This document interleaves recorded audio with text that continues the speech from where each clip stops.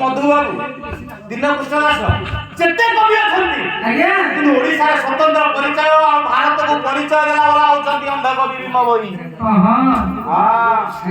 ଭୀମ ଭୋଇ ମାଗିଲେ କଣ ଗୁରୁ ଯୋଉଦିନ ତାଙ୍କ ସେବାରେ ସନ୍ତୁଷ୍ଟ ହେଲେ କହିଲେ ଭୀମରେ କଣ ମାଗୁଛୁ ଆଗେ ନା ଗୁରୁଦେବ ମୋର ତ ନୟନ ନାହିଁ ମୁଁ ତ ଅନ୍ଧ ନା ନାଇଁ କଣ ହବ ନା କିଛି ମାଗେ ସେଦିନ ନିଃସ୍ୱାର୍ଥପରତା ଭିତରେ ସେ ମାଗିଲେ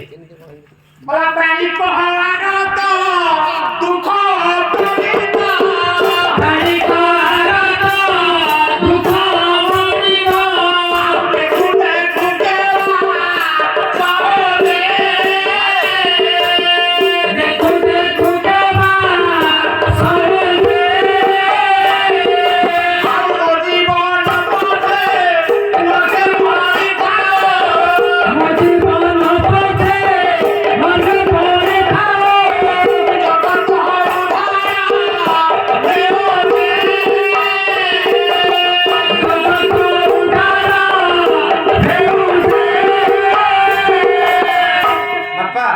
ଭୀମ ହୋଇ ଯଦି ଚାହିଁଥାନ୍ତେ କହିଥାନ୍ତେ ପ୍ରଭୁ ମୁଁ ଉଦ୍ଧାର ହେଇଯିବି କିନ୍ତୁ ଦେଖ ଭୀମ ହୋଇ ଏତେ ଚାଲାକ କହିଲେ ପ୍ରଭୁ ପ୍ରାଣୀକ ଆରତ ଦୁଃଖ ପ୍ରମିତ ଦେଖୁ ଦେଖୁ କେବା ସହୁ ମୋ ଜୀବନ ପଛେ ନର୍କେ ପଡ଼ିଥାଉ ଜଗତ ଭିତରେ କଣ ଭୀମ ହୋଇ ନାହାନ୍ତି ଅଛନ୍ତି ନା ନାଇଁ ଚାଲାକ ଲୋକ କହିଲେ ପ୍ରଭୁ ମତେ ମୋ ଜୀବନଟା ନର୍କରେ ପଡ଼ିଥାଉ କିନ୍ତୁ ଜଗତ ଉଦ୍ଧାର ହଉ ନା ନାଇଁ ଟିକେ ଉତ୍କଳମଣି ସୁଆଣ୍ଡ ଗ୍ରାମରେ ପଇଲା ମଧୁ ଯୋଉ ଗୋପବନ୍ଧୁଙ୍କ ପାଖରେ ନହେଲେ ଆଉ କାହାକୁ ଓଡ଼ିଶା ଭିତରେ ପାଇନି ସେଇ ଭୀମ ହୋଇ କହିଲେ ଆଜି ଯୋଉ ଚହଟ ଚିକଣ ଚେହେରାଟା ଦେଖିକି ଆଗରେ ବସିନୁ କାହା ପାଇଁ ପିତା ମାତା କରି ଛାତି ଶରୀର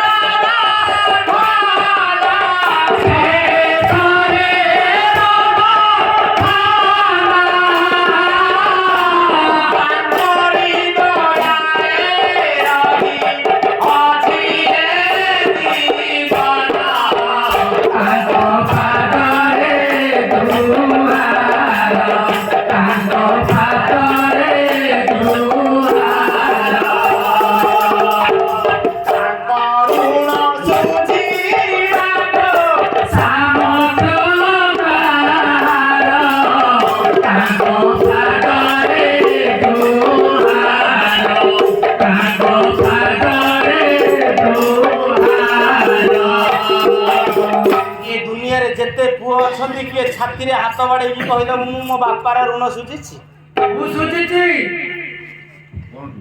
ମୋ ବାପା ଦୋଳ ମାଲା ବାଡ଼େଇଥିଲେ ଛାତଟା ପକେଇ ନଥିଲେ ଆଉ ମୁଁ ଛାତ ପକେଇଛି 3 କରିଦେଇଛ ଆଉ ପଚାରିବେ ଏଟା ଆମ ଘର କାହାର ଆମ ବାପା ନା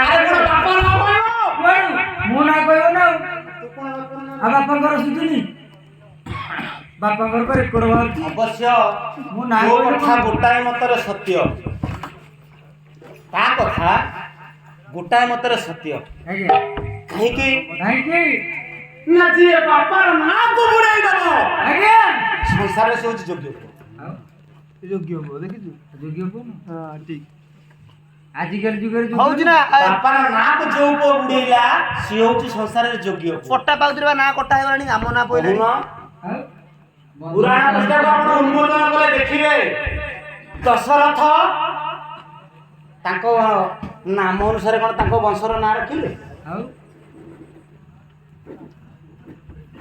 କିନ୍ତୁ ରାମଚନ୍ଦ୍ରଙ୍କ ଅନୁସାରେ ରଘୁବଂଶ ହେଇଗଲା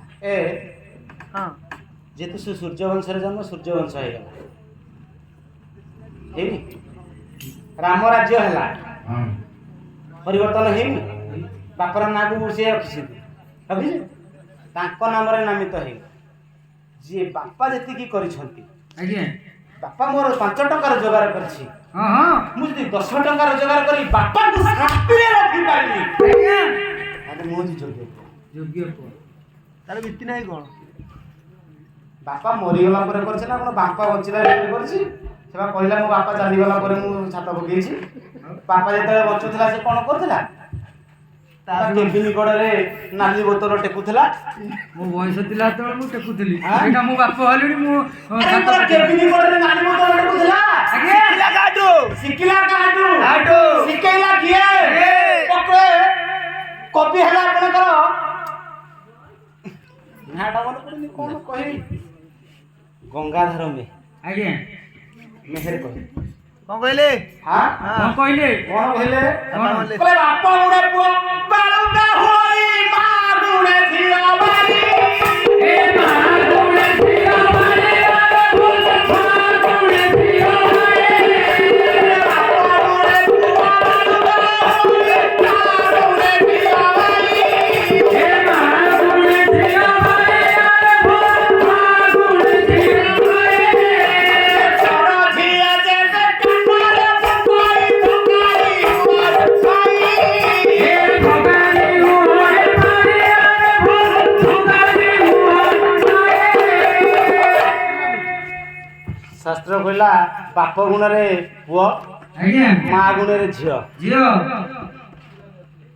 ଏଟା ସତ। କେମିତି? କେମିତି?